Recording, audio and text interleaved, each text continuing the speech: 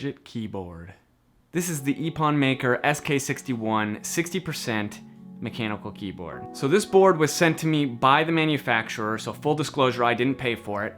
It does cost $65, which is well within the range of a budget keyboard.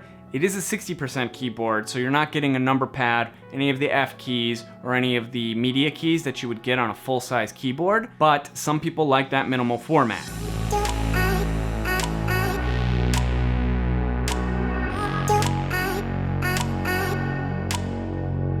You can pick this keyboard up with either Gateron optical brown switches, black switches, or red switches. The one I have features Gateron brown optical switches. The main difference between an optical switch and a regular mechanical keyboard switch is that instead of having a metal piece that touches the PCB, the optical switch sends an infrared light that the PCB picks up on. Most optical switch manufacturers claim that you're gaining an advantage here by lessening the amount of delay that it takes for the keystroke to be accepted by the PCB to then be accepted by the computer. It's all pretty nerdy, and more or less optical switches are the same as regular mechanical keyboard switches.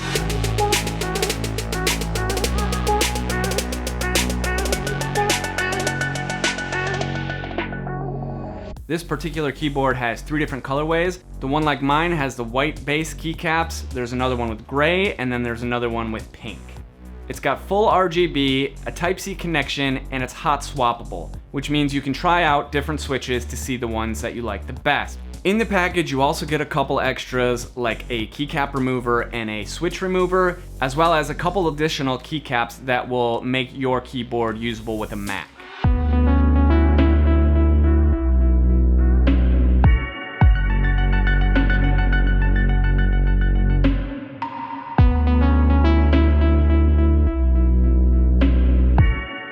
If you've seen any of my previous YouTube videos, you know that I like to make keyboards as quiet as possible.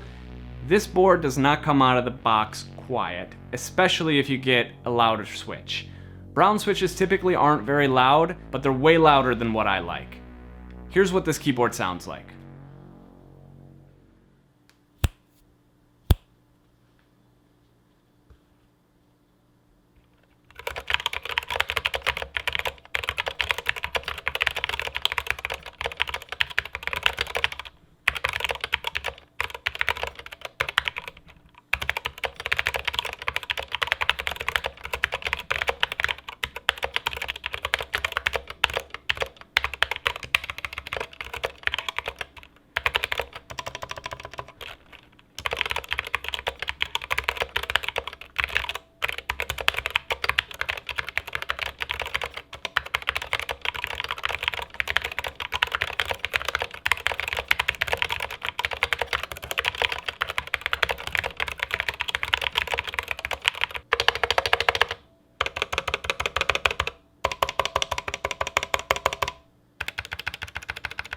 Overall, I think this board is pretty nice, and I think it's a good value for $65. You're getting a decent case, decent keycaps, and decent switches. It's not going to be the best of the best, but it's definitely not the worst of the worst either. Once again, this board was sent to me by the manufacturer at no cost to myself. I didn't pay for it.